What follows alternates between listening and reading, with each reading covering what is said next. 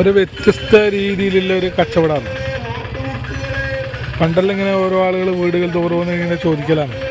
പഴയ പാത്രം വരുമ്പോൾ ഇപ്പോൾ ഇത് വണ്ടിയിലെ റെക്കോർഡിംഗ് ആക്കിയിട്ടാണ് പോകുന്നില്ലേ.